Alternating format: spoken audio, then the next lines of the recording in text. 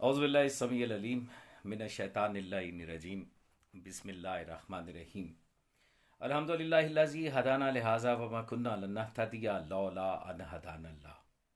अस्सलातु वस्सलामु अला सय्यदिल अंबिया'i वल मुरसलीन वला आलिहि तय्यबीन ताहिरीन मासूमीन मुंतजबीन मज़लूमीन वलानल्लाहि अला अदाइहिम व मुनकर फ़ज़ाइलिहिम व मुसाइबिहिम व गासिब हकूक़िहिम व अलकाबिहिम अजमईन वसलवात बर हुसैन अल्लाहुम्मा सल्लि अला मुहम्मद व आले मुहम्मद। अल्हम्दुलिल्लाहिल्लज़ी जालना मिनल मुतमस्सिकीन बवलायत मौलाना अमीरुल मोमिनीन इमामुल मुत्तकीन यासुबुद्दीन कातिल मुशरिकीन वल मुनाफिकीन वल खारिजीन। अल्हम्दुलिल्लाहिल्लज़ी जालना मिनल मुद्दाहु ताला फरजहु शरीफ। परवरदिगार का लाख एहसान है कि उसने हमें नेमत उज़्मा वलायत मुतलिका कुलिया इलाहिया मौलाना अमीर कायनात अमीर मुमकिनात अमीर अलमोमिनीन इमामुल मुत्तकीन यासुबुद्दीन कातिल मुशरिकीन वल मुनाफिकीन वल खारिजीन अली इब्ने अबी तालिब अलैहिस्सलाम व आइमाए मासूमीन अलैहिमुस्सलाम से मुतमस्सिक रहते हुए मुंतज़रीन मौलाना बक़ियतुल्लाह फ़िल आलमीन अजलल्लाहु ताला फ़रज शरीफ में रहने की तौफ़ीक और सादत अता फ़रमाई। बेशक कि अगर परवरदिगार आलम की ये तौफ़ीक हमारे शामिल हाल ना होती तो हम भी ज़ल्ल गुमराह होकर किसी मदरसे के मुल्ला को, किसी हुजरे के पीर को या किसी मुल्क के सुप्रीम लीडर को आज का वलीउल अमर, आज का इमाम, आज का अली, आज का हुसैन और अल्लाह जाने क्या क्या कुछ तस्लीम कर चुके होते। शुक्र है रब का कि उसने ये तौफीक अता फरमाई कि हम खुद इल्म हासिल करें और वो इल्म हासिल करें कि जो हम पर हासिल करने के लिए परवरदिगार आलम ने हुक्मन कहा है कि ये तुम पर वाजिब है। सुल्तान मौला मोहम्मद मुस्तफ़ा सल्लल्लाहु अलैहि वसल्लम खातमुन नबीयीन ने भी यही फरमाया कि इल्म हासिल करो। तो इल्म का हासिल करना वाजिब है और दरअसल जो इल्म हमें हासिल करना है वो दीन का इल्म है, तफक्को हासिल करना।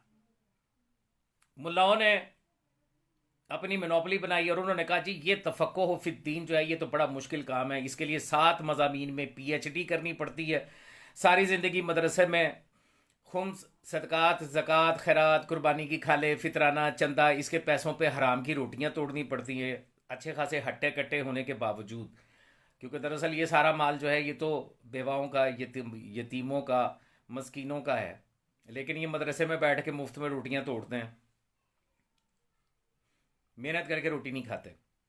इन्होंने कुछ ज़्यादा दीन फैलाना है। सुल्तान मौला मोहम्मद मुस्तफ़ा सल्लल्लाहु अलैहि वसल्लम खातमुन नबिय्यीन मौलाना अमीर कायनात अली इब्ने अबी तालिब अलैहिस्सलाम, तमाम आइमा मासूमीन अलैहिस्सलाम ने अपने अपने कारोबार किए।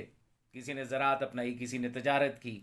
वो हक हलाल की खातिर ये बद नस्ल, बद शक्ल, बद नसब मुल्ला जो मदरसे में सदक़े ज़कात पे पलता है, ये कहता है कि हमने हक हलाल की मेहनत की कमाई करके रोटी नहीं खानी।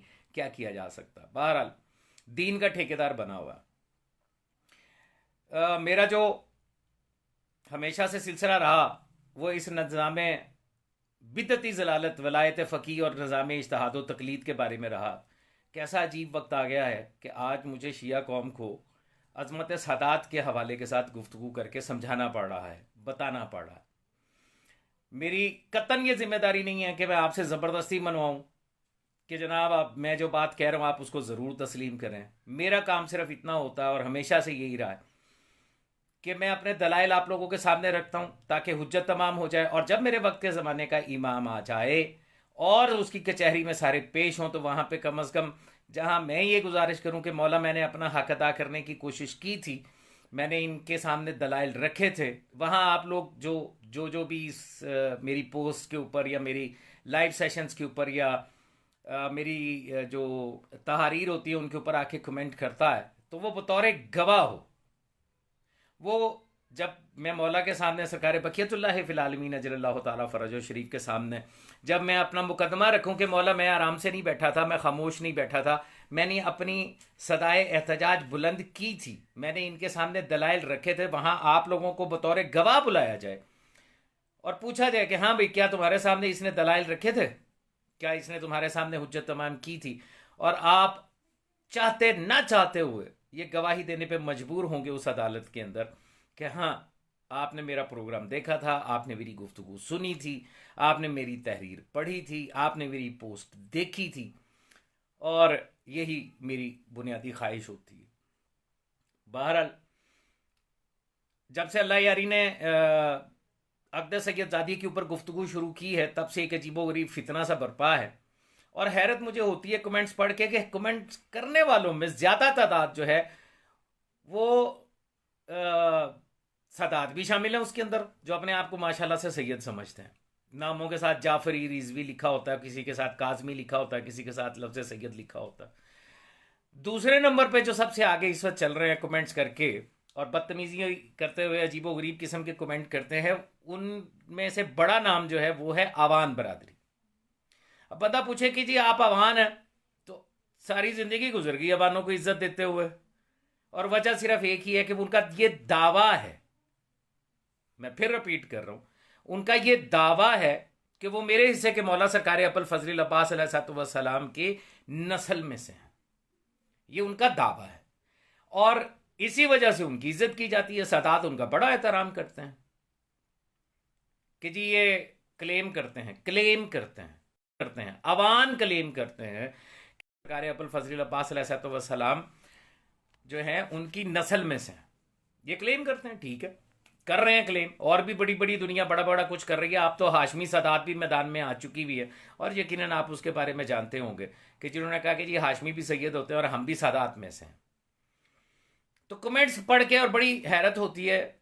होता ये है, मौला अमीर कायनात अलैहिस्सलाम नहजुल बलागा के अंदर सरकार के 2 खुतबे मौजूद हैं जो शुबा के उन्वान के साथ हैं, और मौला ये फरमाते हैं कि शुबे को शुबा कहते ही इसलिए है कि कुछ वो देखने में हक के जैसा होता, बज़ाहिर ऐसा ही लगता कि ये हक है। और फिर मौला फरमाते हैं कि होता यह है कि कुछ हक से लिया जाता है, कुछ बातल से लिया जाता है, फिर दोनों को खल्त मल्त करके लोगों के सामने पेश कर दिया जाता है। तो जो सादा लोग हैं जिन्होंने खुद इल्म ना हासिल करने की कसम खा रखी है, वो उस सारे को हक समझ के कबूल कर बैठते हैं, और नतीजा वही है, यकीनन आप जानते हैं, क्योंकि मौला अमीर कायनात अलैहिस्सलाम का ये फरमान रसूल काफ़ी से लेके हर हदीस के अंदर मौजूद है। जहाँ पे भी इल्म का तज़किरा है वहाँ ये हदीस मौजूद है कि मौला ने फरमाया कि खुद इल्म हासिल करो, क्योंकि जो खुद इल्म हासिल नहीं करता वो किसी दूसरे का मोहताज होता है और वो उसे गुमराह कर देगा। क्योंकि ये तो हो ही नहीं सकता कि जिसको खुद हदायत की ज़रूरत है वो किसी दूसरे की हदायत कर सके, जो हर लम्हे मोहताज है कि उसकी हदायत की जाए, वो उनके बराबरी का दावा करके आज बैठा हुआ खुद वलीउल अम्र और मुस्लिमीन इमाम आयतुल्लाह और उज़्मा और पता नहीं क्या क्या कुछ अपने लिए उसने लक़ब मुंतखब कर लिए, क्योंकि लोगों ने खुद इल्म हासिल नहीं किया। मोहम्मद इमरान मौलाना अमीर कायनात अली अलैहिस्सलाम मदद, जीते रहें, सलामत रहें, मौला आपकी दिली ख्वाहिशात को पूरा करें और आपको हर किस्म के शर इंसान और शर शैतान से महफूज रखे, मौला ज़िंदगी दे आपको। तो आज का जो ये सेशन है ये उस आयत के बारे में है कि जिस आयत को पेश किया जाता है। कुरान हकीम में 2 आयत हैं जो इन लोगों की जानब से पेश की जाती है जो ये कहते हैं कि सैयदजादी का निकाह जो है वो गैर सैयद से हो सकता है। सादात की कोई इतनी बड़ी बात नहीं है, कोई वैल्यू नहीं है, असल चीज तकवा है। यही सुनते हैं ना। एक अवान था, कोई मुझे नाम नहीं याद, उसने मेरी किसी पोस्ट के ऊपर कमेंट किया हुआ था। उसने कहा था कि गैर मुत्तकी सैयद से 1000 गुना बेहतर नहीं, गैर मुत्तकी सैयद मुत्तकी गैर सैयद की जूती के बराबर नहीं है। वाह वाह, कमाल हो गया, मजा नहीं आ गया। इमरान, अल्लाह का शुक्र है, मौला का बड़ा एहसान है, अल्हम्दुलिल्लाह, मौला आपको सलामत रखें। मैंने सोचा कि क्यों ना इसी आयत के बारे में जिसको पेश किया जाता है, सूरह हुजरात की जो आयत है, उसी आयत के ऊपर गुफ्तगू कर लेते हैं। अब ये 2 टके का मुल्ला, सदके ज़कात पे पलने वाला मुल्ला, ये तो बताएगा नहीं, ये तो कुरान की ना तफसीर कर सकता है ना तावील कर सकता है, क्योंकि हम तो हैं शियान हैदर करार इसना शरिया इमामिया। हमारे यहाँ हमारे अकीदे के मुताबिक कुरान की तावील करने का हक जो है वो तो सिर्फ रासिखुन फिल इल्म है। अगरचे आज का सदके ज़कात पे पलने वाला ये ज़ेनी माजूर मुल्ला, क्योंकि कम से कम माजूरी तो चाहिए ना सदका ज़कात खाने के लिए, तो यही समझ लीजिए कि ये ज़ेनी माजूर है। ये सदका ज़कात पे पलने वाला ज़ेनी माजूर मुल्ला जो है ये कहता है कि रासिखुन फिल इल्म से मुराद मर्ज तकलीद है, आयतुल्लाहुल उज़्मा। दावा कर लिया ना इन्होंने। कुरान ने कहा फसालू अहले जिक्र इन कुंतुम ला तालिमून, सवाल करो अहले जिक्र से अगर तुम नहीं जानते हो। तो इस मुल्ला ने कहा हम ही तो अहले जिक्र है, हमसे सवाल करने का हुक्म है।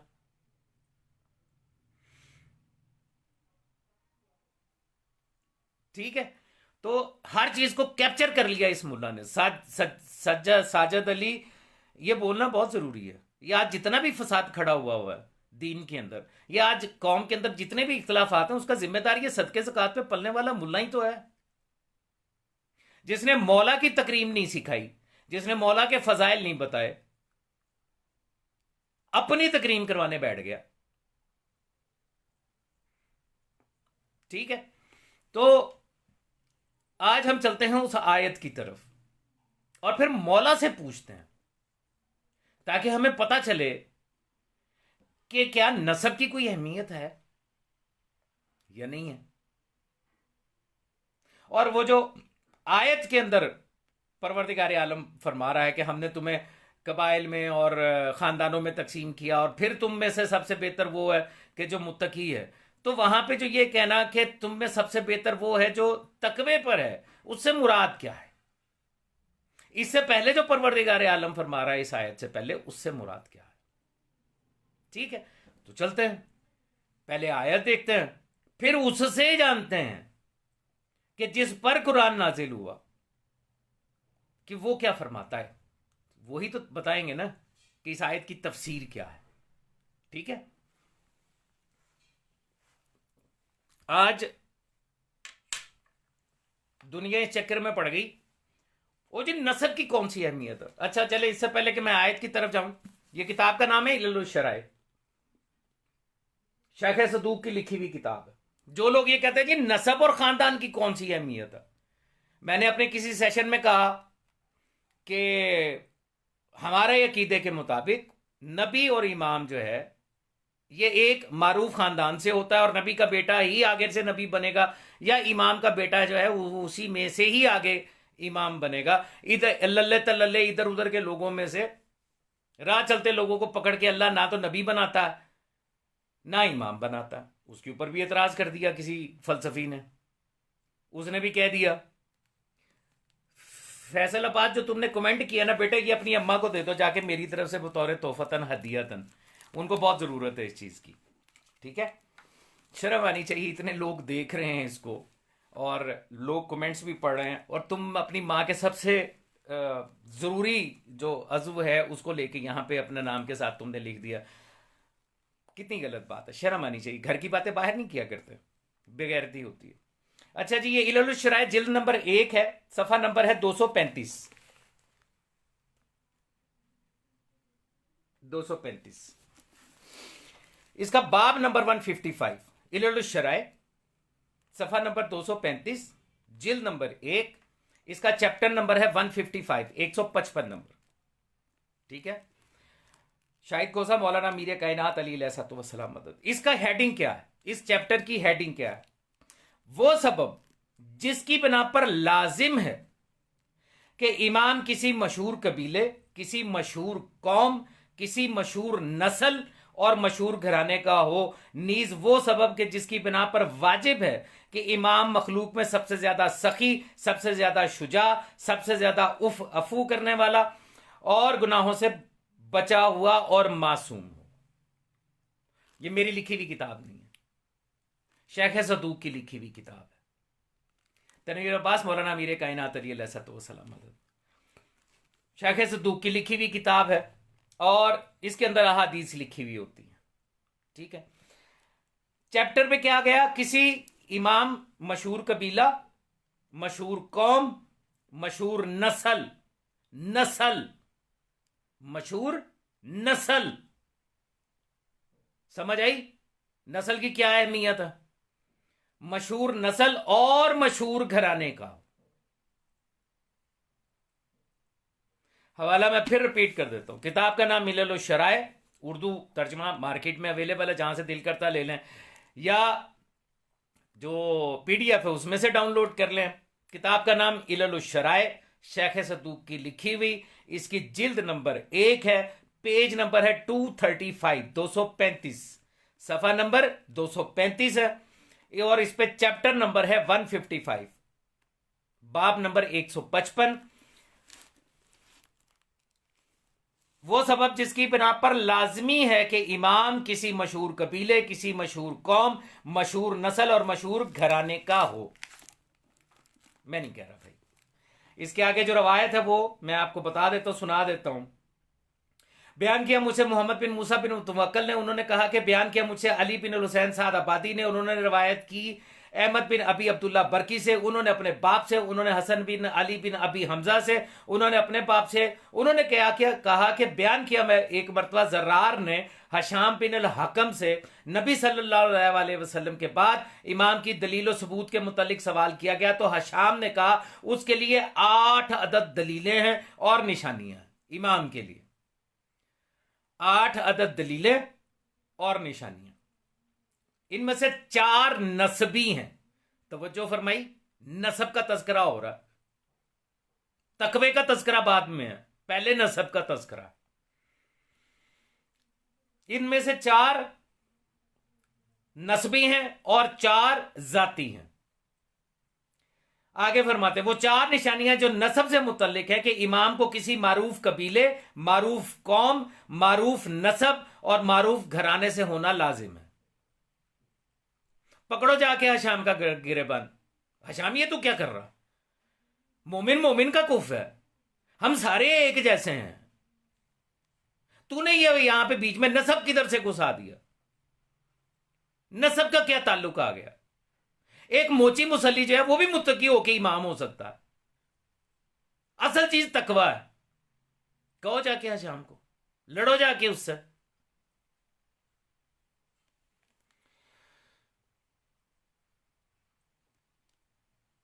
आगे वो कहता है कि और अगर ऐसा ना होगा तो फिर रूए जमीन में हर कसो नाकस के लिए जायज हो जाएगा कि वो इमाम बन जाए। अगर नसब ना हो, मारूफ घराना ना हो, मारूफ कौम और मारूफ कबीला ना हो तो फिर कोई भी इमाम बन सकता, फिर तो हर एक के लिए जायज हो जाएगा। यही बात है शाम कह रहा, काजमी तो नहीं कह रहा, हसनैन हैदर काजमी ने तो नहीं कहा। ठीक है, आगे सुनो। और जब ऐसा होना जायज ही नहीं है कि कोई भी लूला लंगड़ा उठे और इमाम बन जाए, दारैन मेहदी मौलाना मीरे कायनात अली अलैहिस्सलाम मदद, जब ऐसा होना जायज ही नहीं है कि कोई भी लूला लंगड़ा उठे किसी भी कबीले का, किसी भी कौम का, किसी भी नस्ब का और इमाम बन जाए, जैसे आजकल बने फिरते हैं। तो अब आगे हशाम क्या कहता? हशाम कहता तो हम तमाम आलम में कोई ऐसी कौम और जिन्स नहीं पाते जो मोहम्मद सल्लल्लाहु अलैहि वसल्लम की जिन्स से ज्यादा मशहूर हो। और वो जिन्स, वो कौम अरब है, लाशकफी। और इसी कौम से वो साहिब मिल्लत और साहिब दावत है, जिसके नाम की मनाती दिन रात हर रोज 5 मरतबा तमाम मस्जिदों और इबादत गाहों से सारे मुमालिक में इन अल्फाज के साथ की जाती है कि अशहदु अन ला इलाहा इल्लल्लाह व अशहदु अन्ना मुहम्मदर रसूलुल्लाह।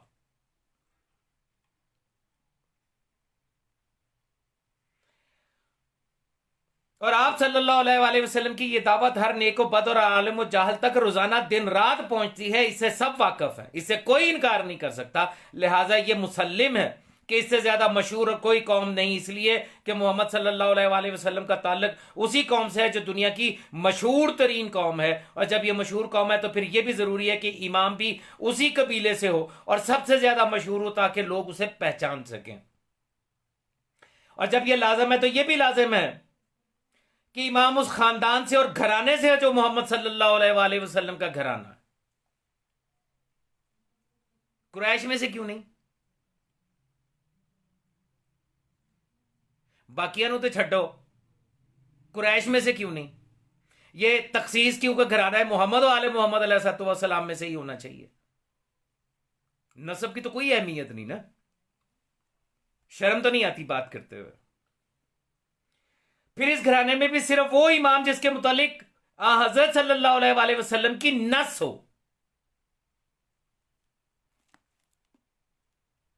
हर कोई इमाम भी नहीं इस घराने का। इमाम वो जिसके लिए खुद रसूलुल्लाह सल्लल्लाहु अलैहि वसल्लम खातमुन नबीयीन सुल्तान मौला ने नस दी हो कि ये इमाम। अगर ऐसा ना होगा तो उस खानदान का हर फर्द दावा करने लगेगा कि मैं इमाम हूं, चुनाचे आपस में इख्तलाफ होगा और लोगों को शनाख्त में दिक्कत आएगी। वो जैसे आजकल ये मुज्तहिदीन के दरमियान नहीं होता, एक कहता मैं आलम अफ़का, दूसरा कहता मैं आलम अफ़का। वो बेचारा मुकल्लिद पहले तो सोच में पड़ जाता है कि खामना ही आलम अफ़का है, कि सीस्तानी आलम अफ़का है, या बशीर नजफी आलम अफ़का है। वो सबसे बड़ा इज्तिहाद मुकल्लिद करता है खुद कि इन सारों में से आलम अफ़का कौन है, फिर उसकी तकलीद करता है। और हज़रत सल्लल्लाहु अलैहि वसल्लम के लिए भी यह जरूरी है कि वो अपने अहले बैत और अपने घराने ही में से किसी के लिए नस करें। यह जरूरी है सुल्तान मौला के लिए कि अपने अहले बैत और अपने ही घराने में से किसी के लिए नस करें, किसी दूसरे को इमाम वो भी नहीं बना सकता। नसब की तो कोई अहमियत नहीं है ना, तकवा ही तो सारा कुछ है। अगर तकवा ही सारा कुछ होता तो सलमान मोहम्मदी से बड़ा मुत्तकी कोई नहीं था जो ईमान के 10वें दर्जे पे था। अबूज़र के बराबर का कोई नहीं था जो ईमान के 9वें दर्जे पे था। इमाम बन जाते ना, बना देना चाहिए था ना रसूलुल्लाह सल्लल्लाहु अलैहि वसल्लम खातिमुन नबिय्यीन को इमाम, उनको उनके तकवे की बुनियाद पर। आगे लिखते हैं, आगे कहता है कि दूसरे घराने के किसी फर्द के लिए नहीं, ताकि आज़ सल्लल्लाहु अलैहि वसल्लम के खानदान और घराने वाले उससे इख्तलाफ ना करें और ये ना कहें कि हम उससे अफजल, इससे ज्यादा आलिम और इस उम्र की इससे ज्यादा सलाहियत रखते हैं। और यह भी जरूरी है कि हज़रत सल्लल्लाहु अलैहि वसल्लम अपने घराने में किसी एक के लिए नस करके जाएं, ताकि इनमें भी बाहम इख्तलाफ होकर एक ना कहे कि वो दूसरे से ज्यादा साहिब इल्म और बासलाहियत है। जी अशरफ आयरी, आपने बड़ी मेहरबानी की जो आपने बताया कि पीडीएफ जो है इल्लुल शराय उसका पेज नंबर 154 है। मैंने आपको वाजे कर दिया जी, मेरे पास जो किताब है हार्ड कॉपी है उसमें 235 था, और ये अशरफ एरी साहब जो है इन्होंने बताया कि पीडीएफ में पेज नंबर 154 है। ठीक है जी, नोट कर लीजिएगा। आगे वो कहते हैं, अब वो 4 खसूसियात जो कि जाती हैं तो वो ये हैं कि इमाम वो होना चाहिए जो मखलूक में सबसे ज्यादा इल्म, सबसे मुल्लाओं में नहीं, इंसानों में नहीं, मखलूक में सबसे ज्यादा आलिम, सबसे ज्यादा सखी, सबसे ज्यादा शुजात, सबसे ज्यादा दरगुजर करने वाला और सबसे ज्यादा गुनाहाने सगीरा और कबीरा से बचने वाला हो, उसमें जमाना फुतरत और अयाम जहालत का बिल्कुल शाइबाना हो। ठीक है, और यह भी जरूरी है कि वो इस सिर्फ से एक लम्हे के लिए भी खाली ना हो और ता क़यामत उसी पर कायम रहे, एक लम्हे के लिए भी इन सिफात से खाली ना हो। पता है ये जो सादात हैं इनको दीगर अक़वाम पे जो फजीलत है ना हासिल है, वहां पे पहली फजीलत तो इनकी निस्बत है ना रसूलुल्लाह सल्लल्लाहु अलैहि वसल्लम की ज़ुर्रियत होने के नाते। दूसरी सबसे बड़ी जो फजीलत है वो ये है कि इनकी पूरी नस्ल में, इनके पूरे सिलसिला नसब में कोई मुशरिक, गाय परस्त, बुत परस्त नहीं रहा, कोई काफिर नहीं रहा।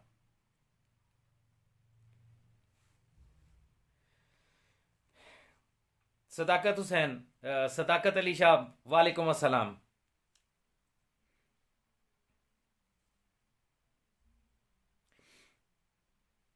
अब्दुल्ला बिन यजीद अब्बासी ने जो उस मजमे में मौजूद था उसने पूछा है हशाम तुम्हारा ये क्यों ख्याल है कि वो मखलूक में सबसे ज्यादा साहिब इल्म हो? तो हशाम ने जवाब दिया इसलिए कि अगर वो आलम ना होगा तो उस पर एतमाद और यकीन नहीं किया जा सकता। जो किसी भी मामले में ये कहे कि मैं नहीं जानता, जो किसी भी मखलूक की जुबान के बारे में ये कहे कि मुझे नहीं आती, मुझे तेरी बात की समझ नहीं आई, तो दरमियान में कोई ट्रांसलेटर रख जो मुझे तेरी बात समझाए, वो इमाम नहीं हो सकता। इमाम वही है कि इंसान तो इंसान, ये मैं कई मरतबा बता चुका कि इंसान तो इंसान जानवर और परिंदों की जुबान भी जानता हो, हशरातुल अर्ज की जुबान जानता हो। जैसे सुलेमान नबी ने चींटी की बात सुन ली थी, जैसे रसूलुल्लाह सल्लल्लाहु अलैहि वसल्लम ने उस फाख्ता की आवाज सुन ली थी जिसके घोंसले में से अंडे उठा लिए थे किसी साहबी ने। काफी लंबी हदीस है और मेरा मकसद जो है वो आपको सिर्फ ये बताना था कि नसब की अहमियत क्या है, और उसको जवाब देना था जो ये कहता था कि ज़रूरी नहीं है, मोहम्मद ओन साहब आपसे मुखातब हूं, जिन्होंने ये कहा कि ज़रूरी नहीं है कि नबी और इमाम जो है वो एक ही सिलसिला नसब से हो। हैरत होती है, मतलब जहालत की इंतहा है और बुग़्ज़ की इंतहा है। सुल्तान मौला मोहम्मद मुस्तफ़ा सल्लल्लाहु अलैहि वसल्लम, आदम से लेकर सुल्तान मौला तक ये पूरा शजरा नसब लिखा जाता, एक ही नस्ल है। जफर खान वालेकुम अस्सलाम, मौलाना मीर कायनात अली अलैहिस्सलाम मदद, सलामत रहिए, मौला आपको भी अपने हिफ्ज़-ओ-अमान में रखे। एक ही सिलसिला नसब है। जैसे मैंने पिछले सेशन में भी ये बात कही थी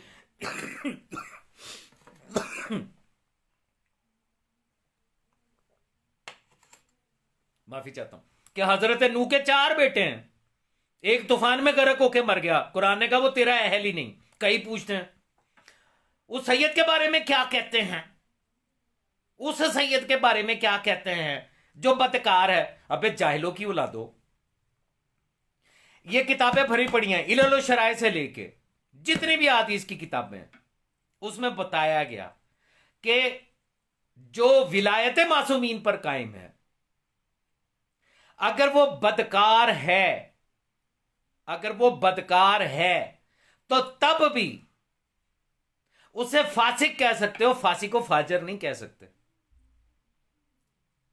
उसके अकीदा अगर सही है तो उसके अकीदे के सबब उससे मोहब्बत रखो, उसके उस अमल से नफरत करो जो गलत है, वो अमल मत करो, उस अमल से इज़हार बरात करो, लेकिन अकीदे के सबब उससे मोहब्बत रखो। अगले सेशन के अंदर ये बातें भी मैं करूंगा, अहादीस दिखाऊंगा, बताऊंगा तुम्हें। यानी एक गैर सैयद मोमिन जो है, अगर वो फासिकुल अमल है, नमाज नहीं पढ़ता, खुदा ना खासा शराब पीता है, जना करता है, जुआ खेलता है, इस किस्म के काम करता है, तो मौला कह रहे हैं कि उसके अमल से नफरत रखो, लेकिन चूंकि वो हमारी विलायत पे कायम है, हमसे मोहब्बत करता है, तो उससे मोहब्बत रखो। और ये कुलिया सादात के लिए नहीं है। वो 2 टके का उठा और उसने कहा एक मुत्तकी जो बाअमल है, सैयद उसकी जूती के बराबर भी नहीं है। तुम्हारे लोगों का बुग़्ज़ बाहर निकला है, और इसके लिए मैं शुक्रगुजार हूं अल्लाह यारी का। दिलों के अंदर छुपे हुए कीने जो सादात के साथ थे वो बाहर निकला है। वो अवान जो इस बात पे फख्र करते हैं कि हम गाजी शहनशाह मेरे हिस्से के मौला सरकार अबुल फजल अब्बास अलैहिस्सलाम की औलाद में से हैं और सादात से एहतराम वसूल करते हैं, वही अवान उठ के यहां पे आके कहते हैं कि सैयद अगर बद किरदार है तो बाअमल मोमिन मुत्तकी की जूती के बराबर नहीं है। अब मैं आपको लेके चलता हूं आयत की तरफ, जिस आयत को बुनियाद बना के अक्सर कुरान ने फैसला कर दिया, कुरान बता रहा है, फलसफा और मंतक नहीं, कुरान बता रहा है। कुरान तो जो बता रहा है वो तो हक है, लेकिन उसके आगे जो कुछ तुम बयान कर रहे हो, जो तावील और तफसीर कर रहे हो, वो फलसफा है।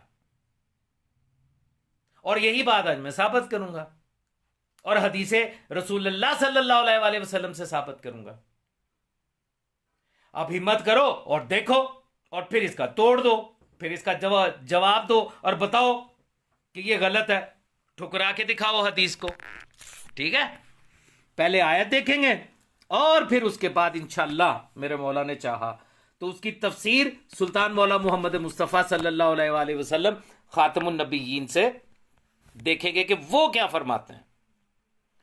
मुलाहिजा कीजिए, बल्कि यहां कर दूं ताकि बिल्कुल सामने आ जाए। ये जी सूरह हुजरात की आयत, बड़ा कर दूं ताकि चलो पढ़ तो सकोगे। इसको थोड़ा नीचे कर देते हैं जी।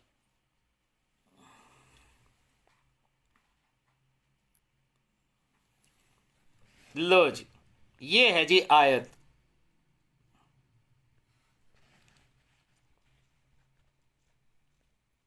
सूरह हुजरात की आयत नंबर 13। अब तवज्जो रखनी है और तवज्जो के साथ सुनना है सारा कुछ, ताकि तुम लोगों के ऊपर हुज्जत तमाम हो जाए। जो ये कहता है जी नसब में क्या रखा हुआ, नसब को कोई फजीलत हासिल नहीं है, नसब को कोई फजीलत हासिल नहीं। सुनिए सूरह हुजरात आयत नंबर 13, या अय्युहन्नास, ए इंसानों के घरों, ए इंसानों, इन्ना खलकनाकुम, हमने तुम्हें खल्क किया है, हमने तुम्हें खल्क किया है, मिन ज़करिन, एक मर्द से, व उनसा, और एक औरत से। वालेकुम अस्सलाम, माफी चाहता हूं जी, ये कॉल की वजह से होल्ड पे चला जाता है काम। आई होप कि अभी आपको सही नजर आ रहा होगा।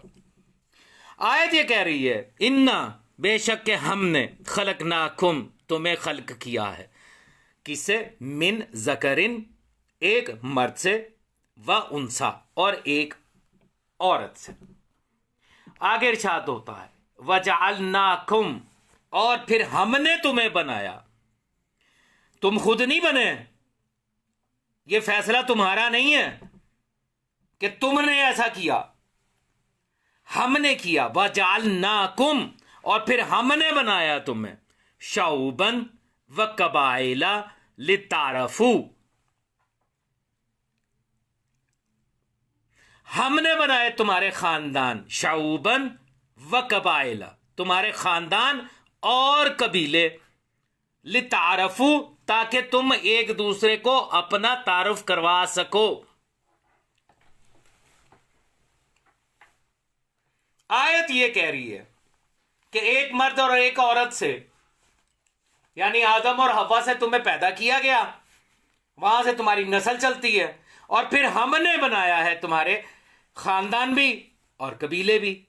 और बनाए किस लिए? लितारफू, ताकि तुम अपना तारुफ करवा सको कि तुम किस कबीले के हो, तुम्हारा खानदान कौन सा है। अब वो लोग जो ये कहते हैं कि जिन नस्ब की तो कोई अहमियत ही नहीं है, तो फिर मुझे यहां पे जवाब दें कि परवरदिगार आलम कह रहा है कि हमने तुम्हारे खानदान और कबीले बनाए ताकि तारुफ हो सके, तो इसका मकसद क्या है? किस मकसद के तहत खानदान और कबीले बनाए गए हैं? क्यों बनाए गए हैं, जबकि सारे एक मर्द और एक औरत यानी आदम और हव्वा की औलाद थे?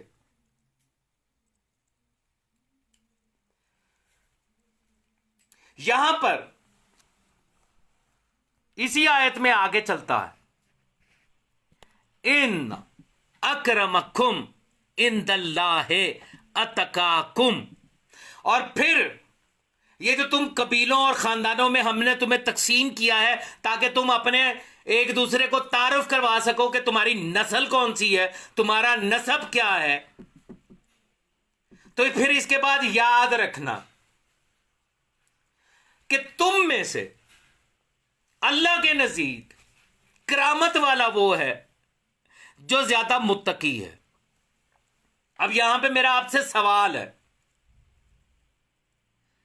क्या इस आयत के अंदर सुल्तान मौला मोहम्मद मुस्तफ़ा सल्लल्लाहु अलैहि वसल्लम खातमुन नबिय्यीन आते हैं?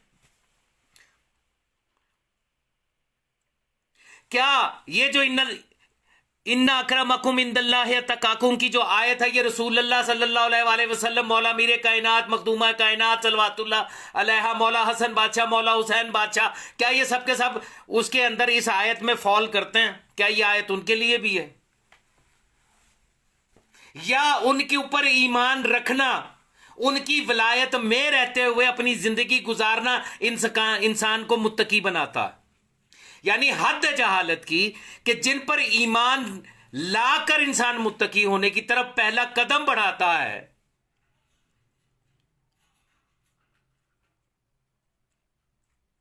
वो आज ये कह रहा है, ओ जी जिसका जो मुत्तकी और बाअमल बंदा है, सैयद तो उसकी जूती के बराबर नहीं है। हाँ, तुम जैसे ही थे, 1400 साल पहले भी थे, या अली सरकार के साथ, उनके खानवादे के साथ मुकाबला करते थे। उस जमाने में याली सरकार को सिर्फ एक मुज्तहिद तो मान लिया था उन लोगों ने, जब कोई दीनी मसला होता था, कोई सवाल मुश्किल होता था, तो पूछने आ जाते थे, अतात करते थे दूसरों की, जैसे आज करते हो तुम मुज्तहिदों की। क्योंकि उनका तकवा तो बहुत मशहूर था, क्या बड़े बड़े नाम है उनके, मुत्तकीन के। या अली सरकार के मुकाबले में मुत्तकी भी बने और मुज्तहिद भी बने, फतवे भी दिए। यहां तक कि जंगे सफैन के बाद हकम बन के बैठ गया अबू मूसा अशरी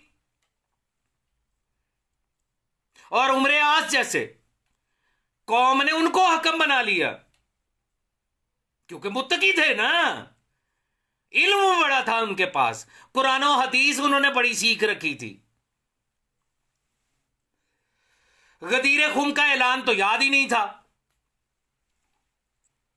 तो वही हाल आज है, वही काम माशाल्लाह से तुम लोग कर रहे हो। नसब की क्या अहमियत है? नसब की तो कोई अहमियत नहीं है। अगर रसूलुल्लाह की जुर्रियत की नसब की अहमियत नहीं है, तो फिर वो जो कहता है कि रसूलुल्लाह के नसब की कोई अहमियत नहीं है और माज़अल्लाह ये हमारे अकीदे का हिस्सा नहीं है। लेकिन ऐसे मुसलमान मौजूद हैं जो ये कहते हैं कि माज़अल्लाह जनाब अब्दुल्ला और जनाब आमना सलवातुल्लाह अलैहिम दोनों मुसलमान ही नहीं थे, ईमान पर ही नहीं थे, क्योंकि नसब की तो कोई अहमियत नहीं है। कुरान चीख चीख के कह रहा है वह तकल्लुब का फिस साजिदीन, हमने अभी आपको सजदा गुजारों में बढ़ाया है आगे की तरफ। आप जिस नस्ल में आए हैं उसमें कोई एक ऐसा भी नहीं, एक भी ऐसा नहीं है आपके शजरा नसब में जो सजदा गुजार ना रहा हो। लेकिन क्या कि तकवे की बड़ी अहमियत है जनाब, ये नहीं समझा कि तकवे की शरायत क्या है। आयत का यह हिस्सा वजअलनाकुम शाऊबन, फिर बनाया तुम्हें खानदान, व कबाइला, और कबाइल बनाया, लितारिफू, ताकि तुम्हारा तारुफ हो सके कि तुम किस कबीले से हो, किस खानदान से हो, किस खून से हो, किस नस्ब से हो। क्यों? चलिए अब इसके बारे में जाके रसूलुल्लाह से पूछ लेते हैं, वो क्या फरमाते हैं। क्या नस्ब की कोई अहमियत है, कबीले की कोई अहमियत है या नहीं है? किताब आपके सामने है जी, किताब का नाम है अल खिसाल, शेख सदूक की लिखी हुई। अब मैं किताब को बड़ा करता हूं ताकि आपको पढ़ने में आसानी हो। ये जितना मैं बड़ा कर सकता था उतना मैंने कर दिया। किताब का नाम अल खिसाल। यही हदीस जो मैं आपको इसमें से सुनाने जा रहा हूं, यह हदीस मैंने पोस्ट की शक्ल में इसी पेज के ऊपर लगा रखी है, इसी सफे के लिंक के साथ, कि जिसका दिल चाहे वो वहां से जाके पढ़ ले। जो कहते हैं कि नस्ब की कोई अहमियत नहीं है, तो अल खिसाल जो शेख सदूक की लिखी हुई है, इसका सफा नंबर है 559 559 559। यहां पर इस पेज के ऊपर गुफ्तगू चल रही है मौलाना अमीर कायनात अली इब्ने अबी तालिब अलैहिस्सलाम की, और जिससे मुखातब है उसका नाम है अबी बकर इब्ने कहाफा, मुसलमानों का पहला खलीफा। आप कहते हैं जी नस्ब की तो कोई अहमियत ही नहीं है ना। यहां मैं आपको दिखाता हूं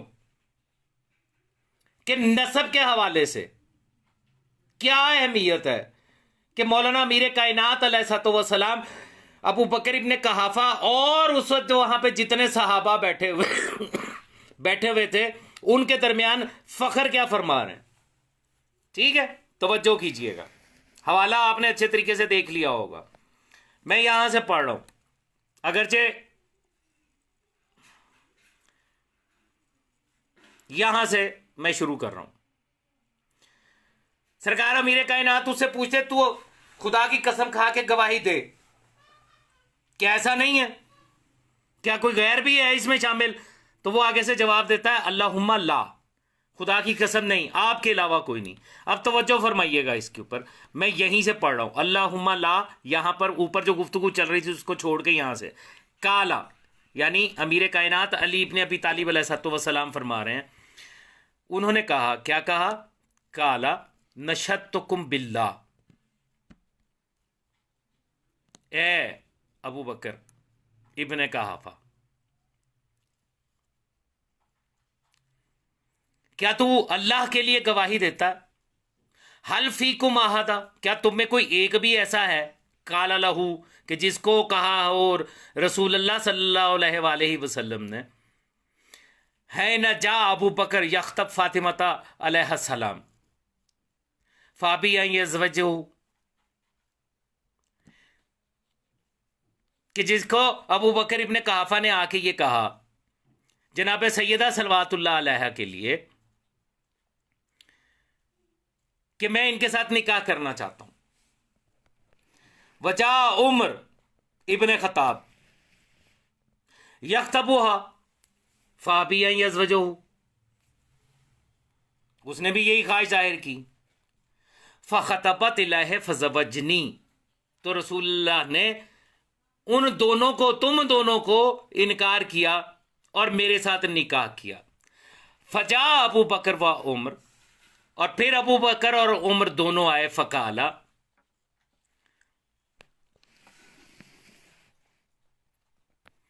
अब जो पढ़ रहा हूं वो यहां से है।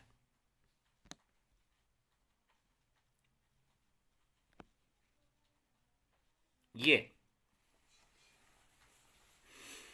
दोनों अबू बकर और उमर दोनों आए रसूलुल्लाह सल्लल्लाहु अलैहि वसल्लम के पास। अबाइतन तज़वजना व ज़वजतहू, आपने हमारे साथ इनकार कर दिया और अली के साथ उनकी तजवीज कर दी। फ़काला रसूलुल्लाह सल्लल्लाहु अलैहि वसल्लम,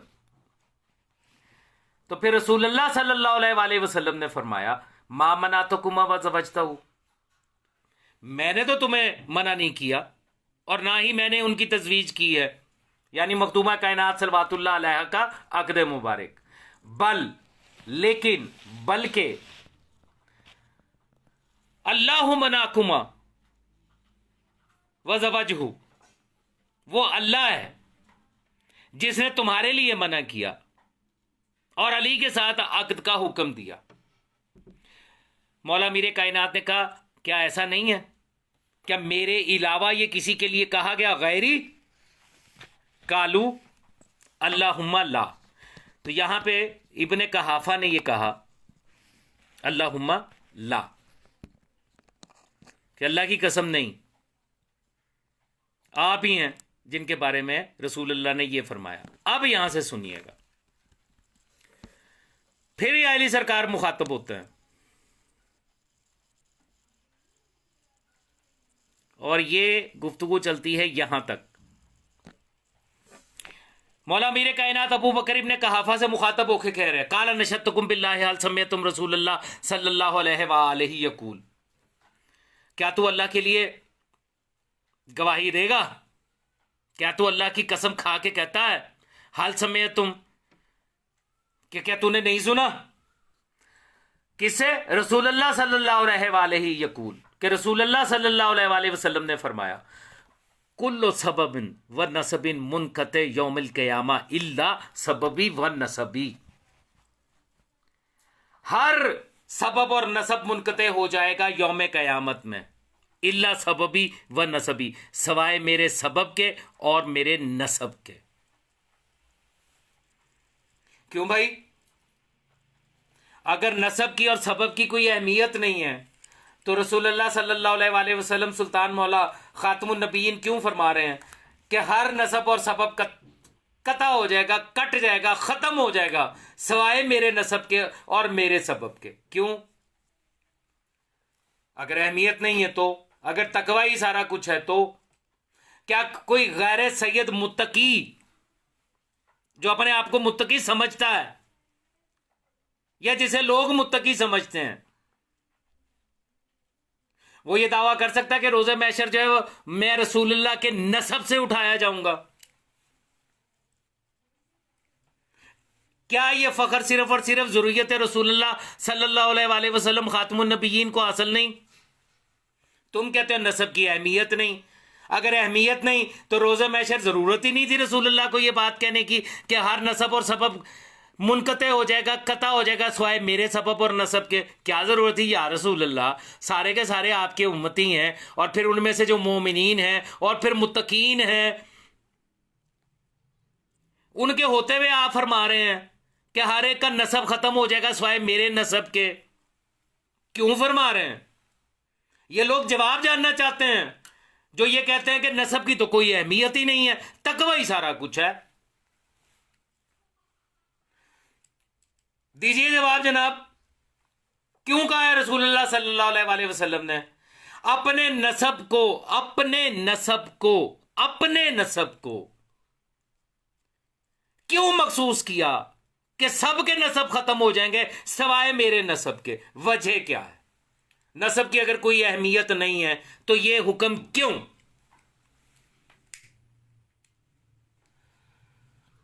जो उम्मत रसूलुल्लाह सल्लल्लाहु अलैहि वसल्लम खातमुन नबीयीन है, उनको तो सारों को फिर उम्मत की हैसियत से इजाजत चले जाना काफी है ना। आवाज पड़ती उम्मत रसूलुल्लाह खातमुन नबीयीन सुल्तान मौला मोहम्मद मुस्तफ़ा सल्लल्लाहु अलैहि वसल्लम हाजिर हो, सारे हाजिर हो जाते।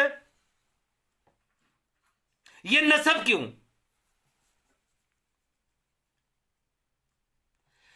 बाकी सबको आवाज पड़ी है, शिया सुन्नी सारे इस बात को तस्लीम करते हैं कि रोजे महशर हर शख्स को बचपन से सुनते आए हो तुम मुल्लाओं से भी कि रोजे महशर हर शख्स को उसकी मां के नाम के साथ उठाया जाएगा, मां के नाम से। और वजह यह बताई गई क्योंकि मां ही जानती है कि कौन सा बच्चा किसकी औलाद है।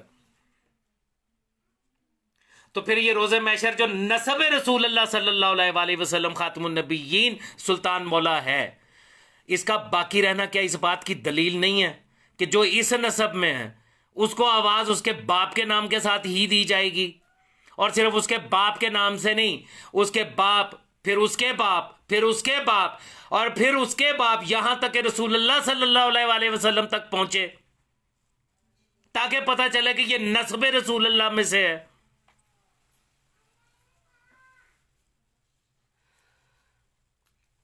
ले आओ बराबरी।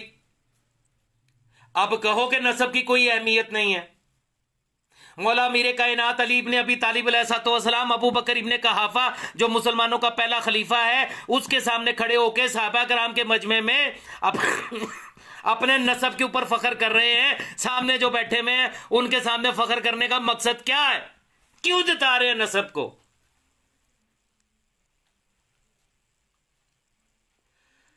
क्या उसकी वजह यह नहीं कि वहां पे जो अक्सरियत मौजूद थी, इस्लाम से पहले वो हालत कुफ्र में, जहालत के दौर में, वो सबब और नसब से महरूम थी?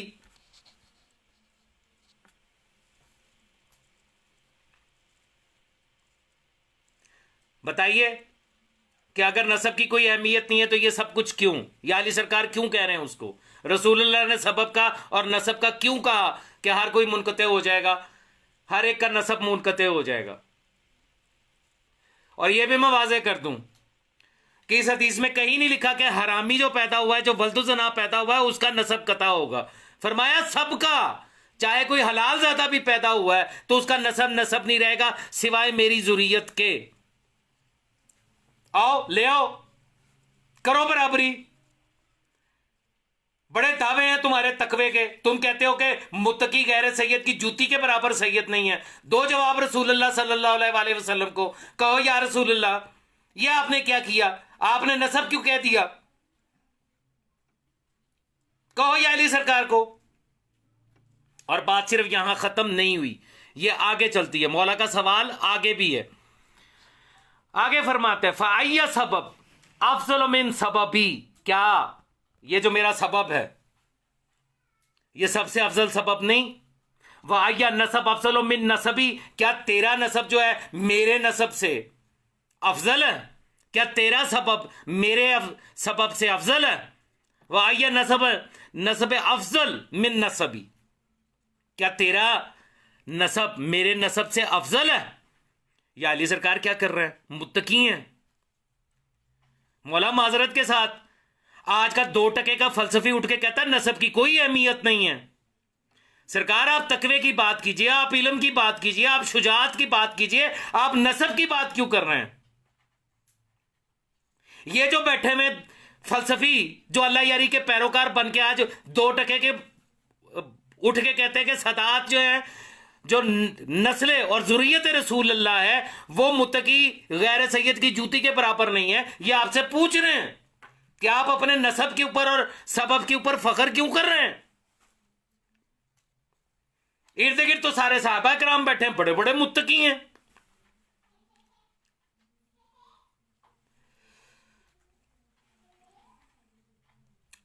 हदीस आगे चलती है।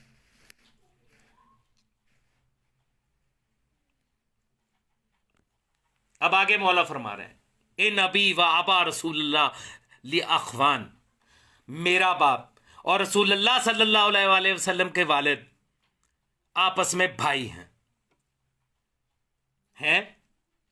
ये तो कबीले का तस्करा आ गया, ये तो खानदान का तस्करा आ गया।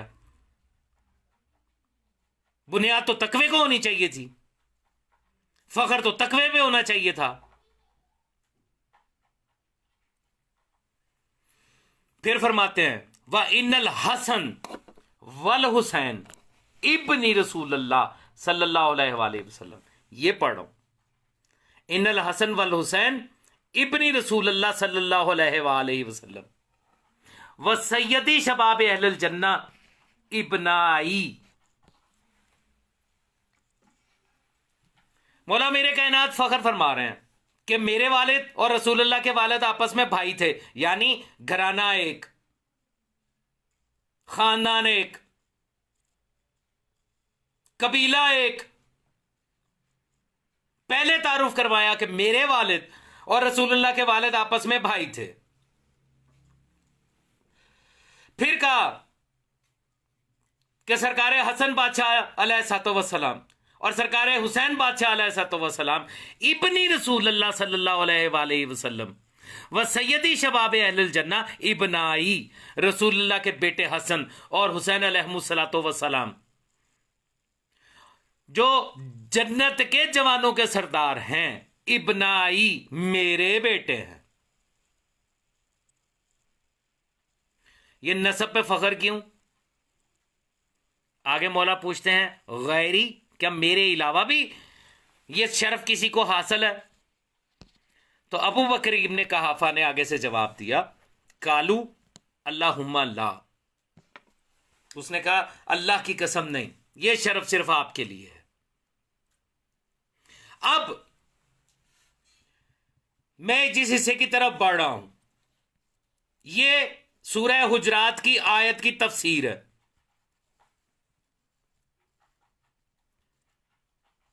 जो सूरह हुजरात की आयत पेश की जाती है, इन्ना अक्रमकुम इंदल्लाहि अतकाकुम, वो इससे पहले जो कहा है वो भी तो देखो। अल्लाह कह रहा है कि हमने तुम्हारे खानदान और कबीले बनाए हैं। अब ये इसकी तफसीर रसूलुल्लाह से सुनिए या अली सरकार से सुनिए।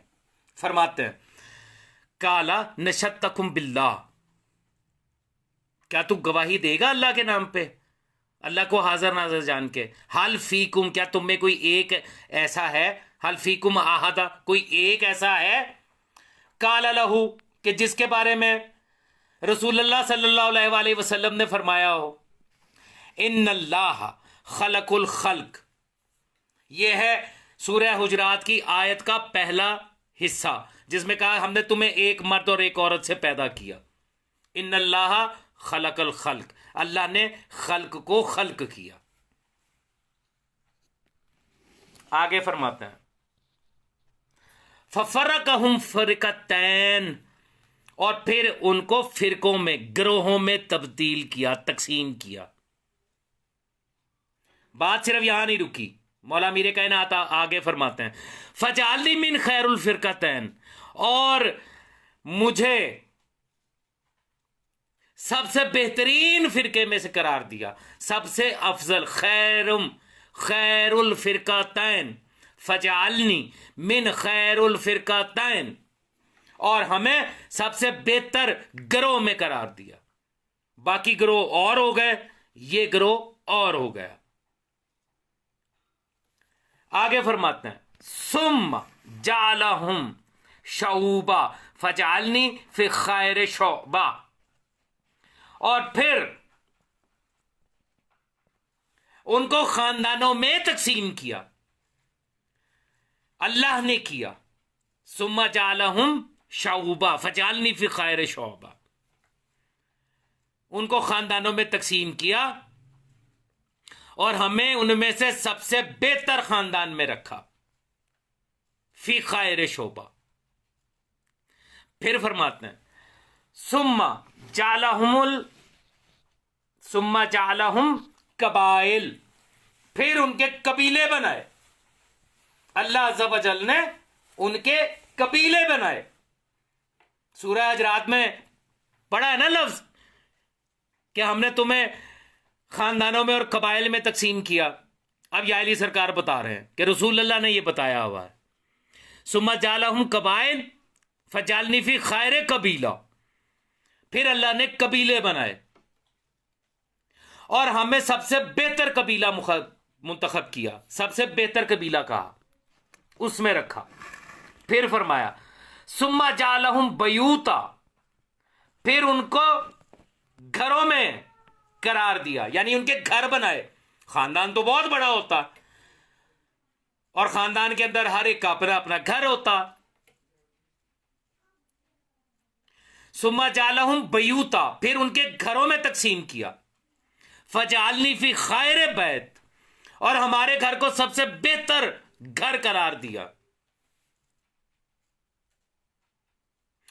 फिर फरमाते हैं सुम्मा अख्तार मिन अहले बैती, और फिर मेरे अहले बैत में से इख्तियार किया। ये देखें, जिसको नजर नहीं आ रहा वो ध्यान से पढ़ ले, ये लिखा है सुम्मा इख्तार मिन अहले बैती, कि मेरे इस घर में और भी बहुत सारे लोग हैं, लेकिन अल्लाह ने इख्तियार किया मेरे अहले बैत में से, अना मुझ मोहम्मद सल्लल्लाहु अलैहि वसल्लम को, व अलिया और अली अलैहिस्सलाम को, व जाफिर इब्ने अबू तालिब अलैहिस्सलाम, उनको इख्तियार किया। फजालनी खैरहुम, और मेरे अहले बैत में से सुल्तान मौला फरमा रहे हैं कि मेरे अहले बैत में से मुझ मोहम्मद सल्लल्लाहु अलैहि वसल्लम खातमुन नबिय्यीन को और अली को और जाफर को इख्तियार कर लिया अल्लाह ने हमारे अहले बैत में से। फजालनी खैरहुम, और फिर उनको बाकी तमाम लोगों में से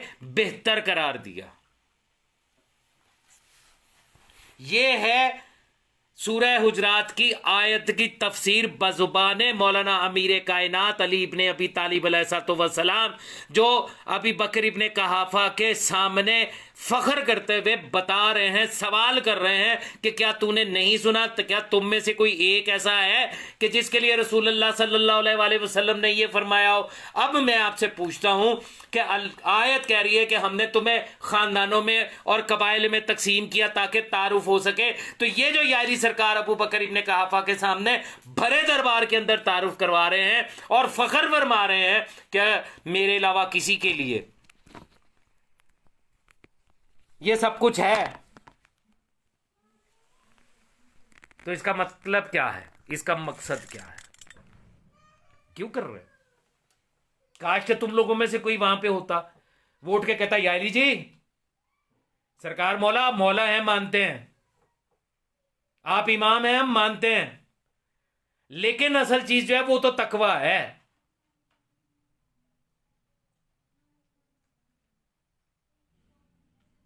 क्योंकि अल्लाह कह रहा है कि तुम में से सबसे बेहतर वो है कि जो मुत्तकी है। यकीनन तुम में से कोई ऐसा होता तो वही आली सरकार को उठ के मशवरा जरूर देता। सरकार क्या कर रहे हैं आप? अपने हसब नसब पे फख्र। ये जितनी भी मैंने आपको अभी तक जितनी भी गुफ्तगू सुनाई है, जो कुछ भी अभी तक मैंने आपको पढ़ के सुनाया है अल खिसाल में से, शेख सदूक की किताब में से, जिसको लिंक चाहिए वो मैं फिर अपने इस लाइव सेशन के बाद फिर वो जो है वो लिंक लगा दूंगा यहां पे, ताकि इसको खुद भी पढ़ ले आंखें खोल के। क्यों कर रहे हैं ये अली सरकार अपने हसब और नसब के ऊपर फख्र? क्यों तारफ करवा रहे हैं कि मेरे वालिद और रसूलुल्लाह के वालिद आपस में भाई थे? हसन और हुसैन अलैहिस्सलाम जो रसूलुल्लाह के बेटे हैं दरअसल मेरे बेटे हैं, जन्नत के नौजवानों के सरदार भी हैं। क्यों कह रहे हैं? क्या अबू बकर और उमर तुम दोनों गए नहीं थे रसूलुल्लाह के पास मखदूमा कायनात सलवातुल्लाह अलैहा के रिश्ता मांगने के लिए? तो तुम्हें क्या रसूलुल्लाह ने कहा नहीं था कि मैंने मना नहीं किया, अल्लाह ने मना किया, और ये तजवीज़ जो है ये भी अल्लाह ने की है अली इब्न अबी तालिब अलैहिस्सलाम के साथ? ये सारा नसब नसब नसब नसब नसब क्यों? क्यों रसूलुल्लाह फरमा रहे हैं कि रोज़े में से हर नसब कता हो जाएगा सिवाय मेरे नसब के? इन बातों की कोई अहमियत नहीं है, ये बिला मकसद है। ये जो नसब की गुफ्तगू है ये क्यों है? ये जो अल्लाह आयत में कह रहा है कि तुम्हें कबीलों में और खानदानों में तकसीम किया ताकि तारुफ हो सके, ये तारुफ की वजह क्या है? तारुफ तो इतना ही काफी था। ये जी उम्मत रसूलुल्लाह में से हैं और मुत्तकी हैं, मोमिन है, शिया हैं, काफी है। यही तारुफ रोजे महशर भी हो जाता।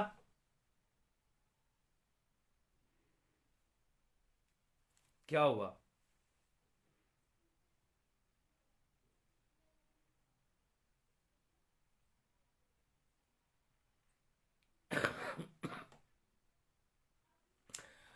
सदाकत अली शाह साहब, आप जो फरमा रहे हैं ना हसद के हवाले से, असल में आज जो कुछ भी है ये इसी हसद का ही नतीजा है।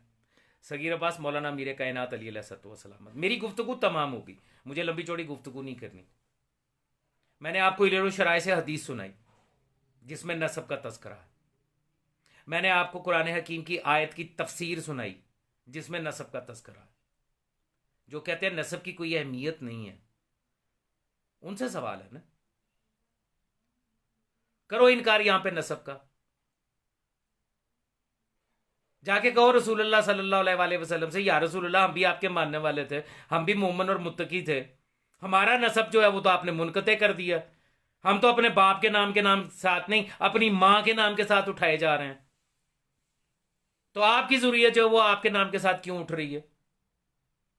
नसब की क्या अहमियत है? नसब की तो कोई अहमियत नहीं है। किधर गए फलसफी?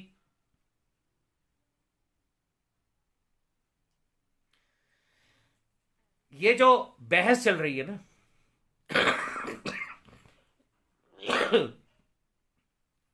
माफी चाहता हूं, ये जो बहस चल रही है ना अक़ीदा सैयदजादी वाली, इसकी बुनियाद में सिर्फ एक चीज है, क्योंकि वो चीज है कुफवो। क्योंकि लोग कुफवो की तारीफ भी नहीं जानते और अहमियत भी नहीं जानते। मैं कई मरतबा दिखा चुका, अहादीस दिखाई, सुल्तान मौला का फरमान जो है वो पढ़ के सुनाया, दिखाया, पोस्टरें लगाई कि रसूलुल्लाह फरमा रहे हैं कि निकाह करो अपने कुफुओं में, निकाह करो अपने कुफुओं में। क्यों भाई? ये कुफुओं के ऊपर जोर क्यों? और फिर ये क्यों कहा कि कुछ मोमिन कुफुओं हैं, कुछ मोमिनीन के? हर मोमिन हर एक का कुफुओ भी नहीं है। क्या जरूरत है ये कहने की? बस कह देना काफी था मोमिन मोमिन का कुफुओ है। यानी आज इंतहा है, इनकलाब ज़माना है कि ज़ुर्रियत रसूलुल्लाह को, औलाद रसूलुल्लाह सल्लल्लाहु अलैहि वसल्लम को मोमिन की तय में लाके खड़ा कर दिया। मोमिन और ज़ुर्रियत रसूलुल्लाह बराबर हो गई। और दूसरी तरफ क्या होता है? दूसरी तरफ यह होता है कि यही लोग दुनिया में इज्जत पाने के लिए अपने आप को रसूलुल्लाह के साथ रिश्ते में मुंसलिक करने की नाकाम कोशिशें करते हैं। भाई सैयद नहीं बन सकते तो चलो सैयद ना ही बन जाओ, फातिमी सैयद नहीं बन सकते तो चलो जी अलवी बन जाओ।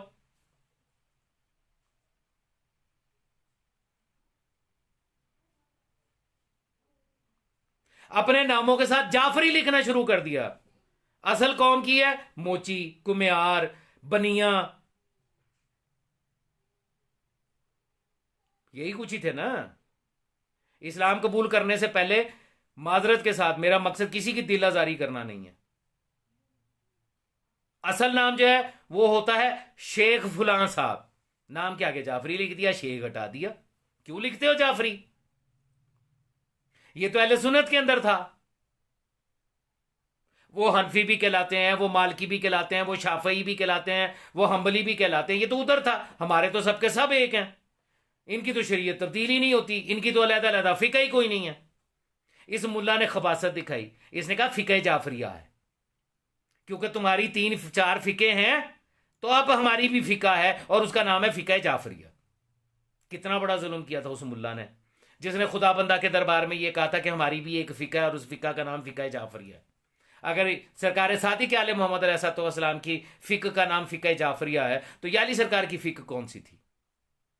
मौला हसन मौला हुसैन बादशाह की फिक्र कौन सी है? सरकार इमाम ज़ैनुल आबिदीन अलैहिस्सलाम और सरकार बाकर अलैहिस्सलाम की फिक कौन सी है?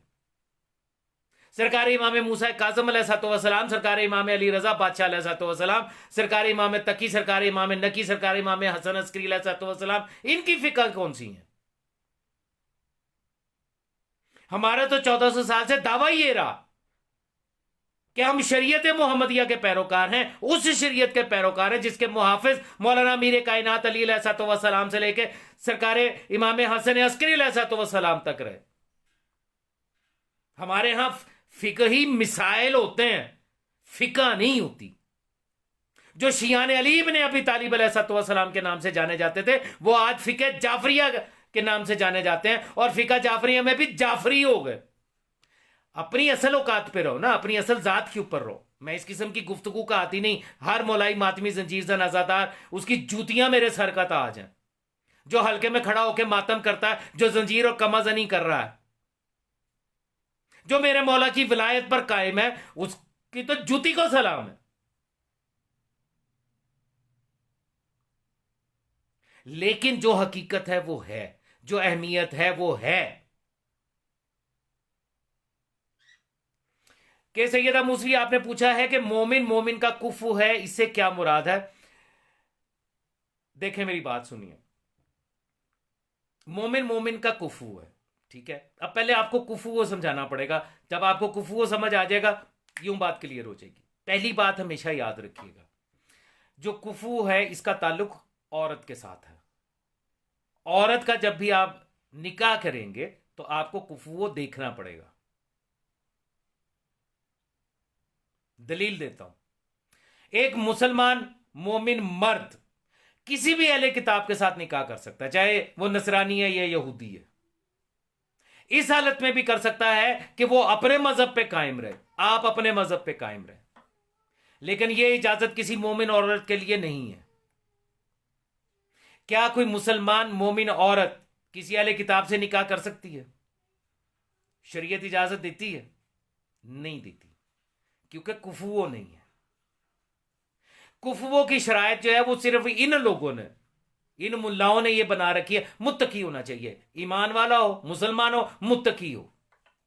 नहीं, कुफुओ की शरायत मैं कई मरतबा बयान कर चुका, अल्लाह यारी के सामने भी बयान की, जिसे उसने कहा कि ये मैं नहीं मानता। जाहिर है वो अगर मान जाएगा तो उसकी सारी की सारी बात ही ठप हो जाएगी। हर लुगत अरबी में, हर अरबी लुगत के अंदर, यहां तक कि जो शिया लुगात है, जो मुज्तहिदों की लुगत है जिसके अंदर अल्फाज के मायने लिखे होते हैं, उसमें कुफुओं को कुछ चीजों का मजमुआ करार दिया गया है। और उसमें नसब शर्त है, हसब ही नहीं, नसब भी शर्त है। सिर्फ ईमान लाना काफी नहीं है। रसूलुल्लाह सल्लल्लाहु अलैहि वसल्लम फरमा रहे हैं कि हर मोमिन भी हर मोमिन का कुफुओ नहीं है, बल्कि बाज मोमिन कुफुओ है बाज के। मैं वो रवायत यहां लगा चुका हूं, मैं मजीद पोस्ट लगा दूंगा पेज के लिंक्स के साथ। जो ऑनलाइन लाइब्रेरी से देखना चाहते हैं, अरबी कुतब से देखना चाहते हैं, मैं लगा दूंगा, जिसमें रसूलुल्लाह सल्लल्लाहु अलैहि वसल्लम जो है वो ये फरमा रहे हैं कि बाज मोमिन बाज का कुफू है। हर मोमिन हर एक मोमिन का भी कुफू नहीं है।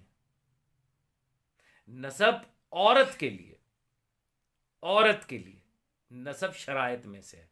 फिर औरत ये के लिए हुक्म ये है कि अपने से बरतर खानदान के अंदर निकाह करे। ये बात मैं अपने पास से नहीं कह रहा, दिखा देता हूं। यहां पे ये वसाइल शिया,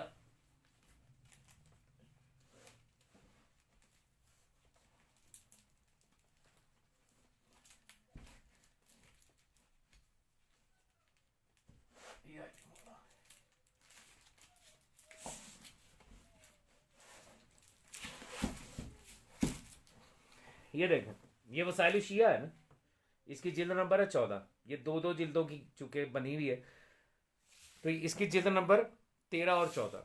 14 नंबर जिल्द खोल लेते हैं।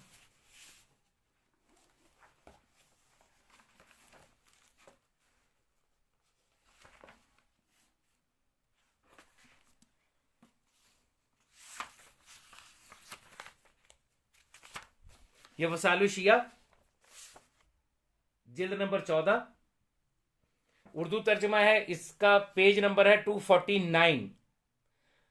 उन्वान यहां से शुरू होता है, जो औरतें नसब की वजह से हराम होती हैं। ठीक है, ये पहला चैप्टर इसका ये है। अब इसमें मां हराम है, जिस कदर भी ऊपर चली जाए। कुरान हकीम की जो आयत है जिसमें ये कहा गया कि तुम्हारे लिए हराम है तुम्हारी माएं,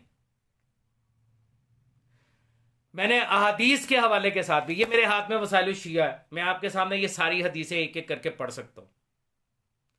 इसमें बाप की मां का तस्करा कहीं नहीं किया गया। ये कहते हैं ना वाज़े नस चाहिए, लिखा हुआ नजर आना चाहिए सैयदजादी, तो इसमें तो दादी का नाम भी नहीं लिखा हुआ, किसी हदीस में भी नहीं है। मां का तस्करा है, मां वो होती है जिसने पैदा किया हो, या इसमें मना किया गया है उस मां का जो रजाई मां है, जो दूध पिलाती है। दादी का तस्करा तो नहीं है। बाप की मां का तस्करा इस पूरी किताब में, सिर्फ इसी में नहीं, यह मल्ला याजरुल फकीह पढ़िए, उसमें से भी निकाल के देख लें, मुझे लिखा हुआ दिखा दें कि कहा गया हो कि तुम्हारे बाप की मां भी तुम पर हराम है। बस एक लफ्ज बोला गया, मां। मां हराम है, खा वो जिस कदर भी ऊपर चली जाए, मां और मां की मां और मां की मां, वह कजा। मैं नहीं कह रहा, अपने पास से नहीं कह रहा, ये चैप्टर है, पढ़े क्या लिखा हुआ। मां हराम है,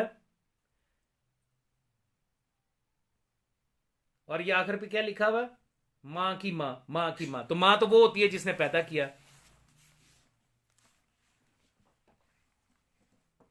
मैंने जो बयान की है उसका लिंक मैं यहां पर शेयर कर दूंगा। वो अरबी किताब अल खिसाल, शेख सदूक की अल खिसाल, उसके अंदर वो हदीस है जो मैंने आपके सामने पढ़ के बताई है, कि जिसमें या अली सरकार अलैहिस्सलाम जो हैं वो अबू बकर इब्न कहाफा के सामने फख्र कर रहे हैं अपने नसब के हवाले के साथ। और उसी में उस आयत की तफसीर भी मैंने बयान की कि जो सूरह हुजरात की आयत पेश की जाती है कि हमने तुम्हें एक मर्द और एक औरत से पैदा किया, फिर तुम्हारे ख़ानदान बनाए और कबीले बनाए ताकि तुम एक दूसरे को तारुफ हासिल कर सको। मैं बार बार इन फलसफियों से पूछता हूँ कि मुझे ये बताओ कि अल्लाह ने तुम्हें ख़ानदानों में और कबीलों में तकसीम किया, और करने के बाद ये कहा इसलिए कि तुम तारफ़ करवा सको, तो क्या कोई काम बग़ैर इल्लत के भी है शरीयत में, बगैर किसी वजह के भी है? नमाज पढ़ने की क्या इल्लत नहीं है? रोज़ा रखने की क्या इल्लत नहीं है? वुज़ू करने की क्या इल्लत नहीं है? क्या मासूम ने वजह नहीं बताई? कौन सा दीन का ऐसा काम है, कौन सा शरीयत का ऐसा काम है जो बगैर इल्लत के हो? अगर नहीं है तो फिर याली सरकार का अबू बकर इब्ने कहाफा के सामने खड़ा होकर अपने नसब के ऊपर फख्र करना, सुल्तान मौला मोहम्मद मुस्तफ़ा सल्लल्लाहु अलैहि वसल्लम खातिमुन नबिय्यीन सुल्तान मौला का ये फरमाना कि हर नसब कता हो जाएगा स्वाय मेरे नसब के। फिर मौला मीर कायनात अलैहिस्सलाम का अबू बकर इब्ने कहाफा से मुखातब होकर ये कहना कि अल्लाह ने खल को खल किया, यानी आदम की औलाद को आगे चलाया, फिर उसको ग्रोह बनाया, ग्रोह से कबीले बनाए, कबीले से खानदान बनाए, खानदानों में से घर बनाए, और उन सब में से हमें सबसे बेहतर करार दिया, हमें इख्तियार किया। और फिर हमारे घरों में से भी सुल्तान मौला मोहम्मद मुस्तफ़ा सल्लल्लाहु अलैहि वसल्लम और मौलाना मीर कायनात और जनाब जाफर इब्ने अबी तालिब अलैहिस्सलाम को इख्तियार किया। कुरान हकीम में आयत मौजूद है, कुरान कह रहा है इन्नल्लाह अस्तफ़ा आदम व नूहन व आले इब्राहीम व आले इमराना अलल आलमीन। अल्लाह ने मुस्तफ़ा किया, तो इस आयत का मकसद क्या है? 1,24,000 अंबिया में से परवरदिगार आलम कह रहा है कि हमने आदम को, नूह को, आले इब्राहीम को और आले इमरान को मुस्तफ़ा किया है। तो क्यों किया? सारे तो एक जैसे थे, सारे तो 1,24,000 अंबिया थे, मुस्तफ़ा क्यों किया? क्या मुस्तफ़ा करना बगैर किसी वजह के है? या आले इमरान को जो मुस्तफ़ा बनाया है बगैर किसी इल्लत के है? इसी तरीके से सुल्तान मौला फरमा रहे हैं कि खानदानों, कबीलों, ग्रोहों, घरों में से हमें मुंतखब किया, और फिर जिन्हें मुंतखब किया उनमें से भी मुझ मोहम्मद सल्लल्लाहु अलैहि वसल्लम, अली इब्ने अबी तालिब और जाफर इब्ने अबी तालिब को अल्लाह ने मुंतखब किया, इख्तियार किया है। क्या बिला वजह? क्या इसकी कोई इल्लत नहीं है? लोगों के दिमागों में फलसफा घुस गया। लोग ये समझते हैं ओ जी अब एक सैयद आती है, उसके लिए सैयद नहीं मिल रहा, सैयद मिलता है, बंगले, कोठियां, कारें नहीं मिलती, सैयद मिलता है, सरकारी नौकरियों के ऊपर चिमटे हुए लोग नहीं मिलते। मसला ये नहीं है कि क्या सैदानियों ने बेटे पैदा करने बंद कर दिए हैं, और बाकी की सारी जो हैं दूसरी कौमों की जितनी औरतें हैं वो सिर्फ बेटे ही पैदा कर रही हैं और लायक फाइक और मुत्तकी पैदा कर रही हैं। सादात में ना मुत्तकी पैदा होता है ना बेटा पैदा होता है। आज से तकरीबन 10 साल पहले मैंने ये सवाल उठाया था। आज भी मेरा जो पहला पेज है इल्म बाबुल इल्म अलैहिस्सलाम से 2014 की, उसके अंदर पोस्ट लगी होगी कि मैंने खामनई से ये सवाल किया था अपनी पोस्ट के अंदर कि तुम लोगों ने जो ये फतवे दिए कि सैदानी का निकाह गैर सैयद से जायज है, तुमने ये फतवा क्यों नहीं दिया अपने मुकल्लिदों को कि चूंकि सैयद लड़के कम है तुम्हारे कहने के मुताबिक, तो हर सैयद पर वाजिब हो गया कि वो एक से जायद निकाह कर ले ताकि नस्ल खराब ना हो। ये तो कुरान का फैसला है। कुरान कह रहा है इन्ना शानिया का होल अब्तर। कुरान का फैसला। जिसने अपनी बेटी सैयद होकर अपनी बेटी किसी गैर सैयद को दे दी, नस्ल से फारग होगी, नस्ल कता हो गई। सादात को तो बिलखसूस ये बात सोचनी चाहिए कि ये तो सैयद जिस मखदूमा कायनात सलवातुल्लाह अलैहा की वजह से बन रहे हैं, इनकी तो नस्ल ही मखदूमा कायनात सलवातुल्लाह अलैहा की वजह से चल रही है। ये फातिमी सादात है। बनु हाशिम में सब एक जैसे नहीं। मैंने अल्लाह यारी के सामने बयान किया, मैंने दलाइल दिए, मैंने सदकात के हवाले के साथ अहादीस पेश की, मैंने बताया कि सारे बनु हाशिम एक जैसे नहीं है। बनु हाशिम में से भी चुने हुए लोग हैं जो शजरा नूरानिया है, जो मोहम्मद आले मोहम्मद अहले बैत अलैहिस्सलाम है। बाकी बनु हाशिम और हैं, ये और है, नहीं मानते। हदीसें दिखा रहा हूं, रवायतें सुना रहा हूं, नहीं मानते। अब ये जो आया खुम्स है, उसमें क्या जरूरत थी परवरदिगार आलम को ये कहने की और रसूलुल्लाह सल्लल्लाहु अलैहि वसल्लम को ये तशरीह करने की कि ये खुम्स जो है इसमें गैर सैयद का कोई हक नहीं है। सारे मुत्तकियों को होना चाहिए था ना, या सिर्फ अपने तक रखते। अल्लाह कहता मेरा हिस्सा 5वां, मेरे रसूल का 5वां और इसकी कुर्बा का हिस्सा 5वां। ये जो आगे यतीम, मस्कीन और इब्ने सबील लिखा, क्या जरूरत थी कहने की। आज भी तकवे के दावेदार खुम्स को मानते हैं कि जी खुम्स हमारा हक नहीं है, यह सिर्फ सादात का हक है। इस बात को तस्लीम करते हैं कि सादात पे सदका हराम है। क्यों करते हो भाई? ये जो खुम्स जिनके लिए जायज हुआ है, यह नसब की वजह से हुआ है या तकवे की वजह से हुआ है? सदका जिन पर हराम हुआ है, यह उनके नसब की वजह से हुआ है या तकवे की वजह से हुआ है? क्या तुम्हारे तकवे ने तुम्हें सदके से निकालकर खुम्स में दाखिल कर दिया मुत्तकियो? क्या तुम्हारा तकवा तुम्हें जुर्रियत रसूलुल्लाह में लाके शामिल कर सकता है? अल्लाह के नजदीक वो है करामत वाला जो मुत्तकी है। तो इसका मतलब ये कहां से हो गया कि जो नसब है, जो जुर्रियत रसूलुल्लाह सल्लल्लाहु अलैहि वसल्लम है, उनकी कोई अहमियत ही नहीं है, उनको कोई इस्तेहकाक हासिल नहीं है, उनकी कोई इज्जत नहीं है, कोई एहतराम नहीं है। एक सेशन में करूंगा, कल तो खैर इतवार है, कल मेरे यूट्यूब चैनल के ऊपर सरकार बक़ियतुल्लाह फ़िल आलमीन अजल्लल्लाहु ताला फ़रज शरीफ की मार्फत के हवाले से गुफ्तगू होगी। यहाँ पे भी लाइव करूंगा, साथ ही होगी, दोनों इकट्ठी होगी। कोशिश करूंगा कि पीर को, पीर वाले दिन मैं एक लाइव सेशन अब इस उन्वान के साथ करूं ताकि समझ में आ सके। मेरा तो चैलेंज है, ओपन चैलेंज है।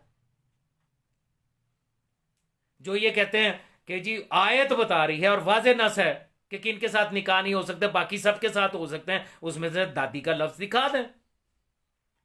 बाप की मां के साथ निकाह हराम है, मुझे वाज़ेह नस ला दो भाई।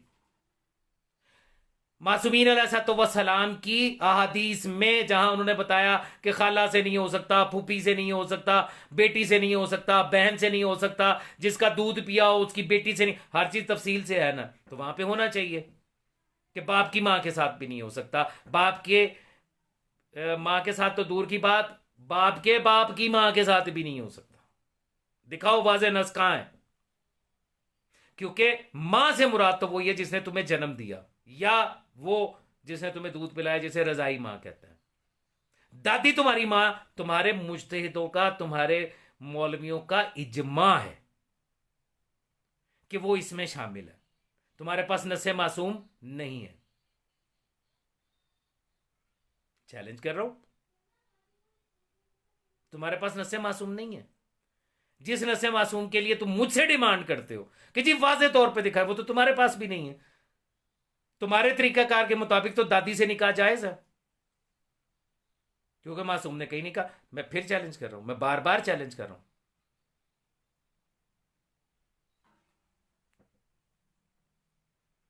वाज़ेह हदीस, मासूम का फरमान सुना दिया, आयत के झैल में सुना दिया, ये भी बता दिया कि नसब की अहमियत क्या है। मानो ना मानो, मुझे तो कोई फर्क नहीं पड़ता। वो कुरान कहता है ना, वमा अलैना इल्लल बलागुल मुबीन, हमारे लिए नहीं है सिवाय इसके कि हम खोल के बयान कर दें। तुम जानो मौला जाने, तुम जानो मखदूमा कायनात सलवातुल्लाह अलैहा जाने। जो कौम 1400 साल से इस बात पर रो रही है कि सैयदजादियां सलवातुल्लाह अलैहिम घरों से बाहर निकली करबला तक आने के लिए, जिनके पर्दों को रोते हो, धाड़े मार मार के, चीखे मार मार के रोते हो, और एक बात को रोते हो, ना महरमों के मजरमे में आले नबी औलाद अली आ गई, इसी बात पे रोते हो ना। करबला से ज्यादा सफर शाम को रोते हो ना। मौला सैयद सजाद अलैहिस्सलाम भी तो शाम शाम कह के ही रोते रहे ना, उसी पे गिरिया करते रहे। तुम महरम हो सैयदजादियों के, तुम ज़ुर्रियत रसूलुल्लाह सल्लल्लाहु अलैहि वसल्लम के महरम हो गए अपने तकवे की बुनियाद पे। क्या तुम इस काबिल हो? तुम्हारा तकवा इस काबिल हो गया कि तुम औलाद रसूल सल्लल्लाहु अलैहि वसल्लम के महरम हो गए?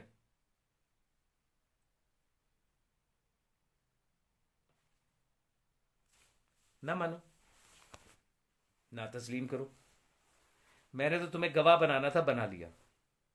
मैंने तो अपने मौला की बारगाह में नाम लिखवाना था, मैंने लिखवा लिया कि मौला मैंने हुज्जत तमाम की, मैंने हदीस भी दिखाई, मैंने कुरान की आयत भी दिखाई। उसके बावजूद नहीं मानते, ना माने। रसूलुल्लाह की सारों ने कब मान ली थी, या अली सरकार की सब ने कब तस्लीम कर ली थी? किसी मासूम की भी सारों ने नहीं मानी। तो मेरी तो औकात ही कोई नहीं है। मैं तो ना नौज़बिल्ला नकले कुफर, कुफर ना बाशिद, ना आयतुल्लाह उल उज़्मा, ना मुज्तहिद, ना मर्जे तकलीद। मैं तो कुछ भी नहीं हूँ, मैं तो एक आम सा शिया हूँ। हाँ, एक फ़ख्र हासिल है, शुक्र है मेरे मालिक का।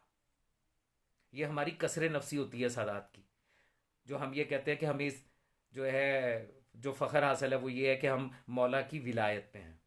ये हमारी कसर नफसी है, और यही कसर नफसी सरकार सादी के आले मोहम्मद अलैहिस्सलाम ने भी बयान फरमाई है। जब नजफ गए थे मौलाना मीर कायनात अली इब्न अबी तालिब अलैहिस्सलाम की ज़ियारत के लिए, वहाँ आपने फरमाया था कि मुझे इस बात पर फ़ख्र है कि मैं आपकी विलायत पर कायम हूँ,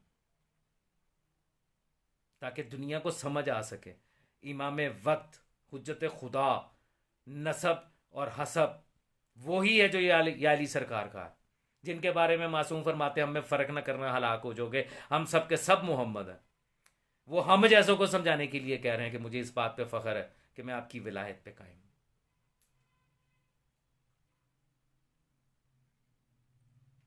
लेकिन ये फ़ख्र बहरहाल सादात को हासिल है, जो कुछ आज आपके सामने मैंने बयान किया। ना करो इज्जत, ना करो तकरीम, अपने तकवे को बुनियाद बनाओ और सैदानियों के महरम बन जाओ। मुझे तो कोई एतराज नहीं है, मुझे कोई एतराज नहीं है, क्योंकि जिसने तुम्हें अपनी बेटी देनी है सैयद होते हुए, जवाब दे उसने होना, मैंने थोड़ा ही होना। मुझे क्या परेशानी। अल्हम्दुलिल्लाह मेरी बेटियां तो जो हैं वो तो सादात में ही गई और इंशाल्लाह सादात में ही जाएंगी। आज की नशिस्त यहीं पे ख़त्म करते हैं जी। मौला सलामत रखे तमाम मुलाई मातमी जंजीर नज़ादारों को। कल जो नशिस्त है वो 8:30 बजे मेरे यूट्यूब चैनल पे है, क्योंकि वो सिलसिला वहाँ चल रहा है मार्फत इमाम ज़माना सरकार बकियतुल्लाह फ़िल आलमीन अजरल्लाहु ताला फ़रज शरीफ के हवाले के साथ। और परसों इंशाल्लाह मैं फिर आपके सामने आऊँगा। अब मैं आपको बताऊँगा कि नसब की क्या अहमियत है, अब मैं आपको बताऊँगा कि तकवा क्या है, अब मैं आपको बताऊँगा कि फासिकुल अमल होने में और फासिकुल अकीदा होने में क्या फ़र्क है, दिखाऊंगा। बड़े फख्र के साथ अल्लाह यारी कहता है, ये जो शिया हैं ये भी तो उसी नूर से खल्क हुए हैं जिस नूर से रसूलुल्लाह सल्लल्लाहु अलैहि वसल्लम खल्क हुए हैं। तो कुफू हो गए, बराबर हो गए, महरम हो गए, इस काबिल हो गए। सलमान को कहा, सलमान मिन्ना अहलल बैत। साहबी ने पूछा, सरकार क्या वाकई?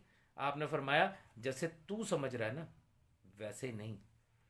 10वें दर्जे के ईमान वाला मुत्तकी तरीन शख्स सलमान, जनाब सैयदा सलवातुल्लाह अलैहा के दहलीज क्रॉस नहीं करता, अंदर नहीं जाता। सलमान से ज्यादा मुत्तकी हो गए तुम लोग।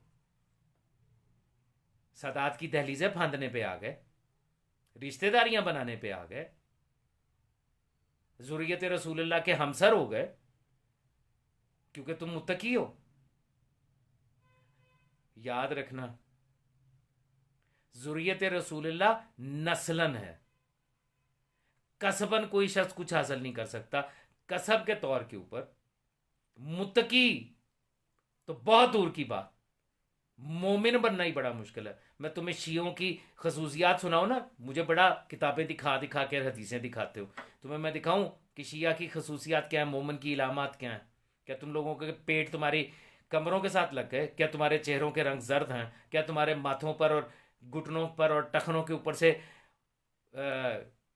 जो जिस तरह ऊंट के घट्टे उतारे जाते हैं वैसे उतारे जाते हैं? क्या तुम्हारे दिन रोज़ों में और रात तुम्हारी इबादतों में गुजरती है? क्या तुमने कभी ज़िंदगी में कभी झूठ नहीं बोला? क्या तुमने कभी मुनाफकत नहीं की? क्या कभी तुमने हराम का एक लुकमा नहीं खाया? दावा कर दिया मुत्तकी का ज़ाहरी इबादत को देख के। मौलाना मीर कायनात अली इब्न अबी तालिब अलैहिस्सलाम ने कुमैल इब्न ज़ियाद को एक वसीयत की थी, वो भी किताबों के अंदर मौजूद है, पढ़ना। उसमें उन्होंने कहा, कुमैल, दुआए कुमैल तो बड़ी लैग लैग के पढ़ते हो, क्योंकि मुकस्सर नहीं चाहते थे कि तुम हदीसे किसाब पढ़ो। उन्होंने उसके मुकाबले पे दुआए कुमैल तुम्हारे अंदर लगा दी, दुआए कुमैल, दुआए कुमैल, दुआए कुमैल, दुआए कुमैल, क्योंकि मुल्ला का तो काम ही यही है। उसी कुमैल इब्न ज़ियाद को मौलाना मीर कायनात अलैहिस्सलाम ने एक वसीयत भी की है, और वो कुमैल इब्न ज़ियाद को वसीयत के नाम के साथ मौजूद है किताबों के अंदर।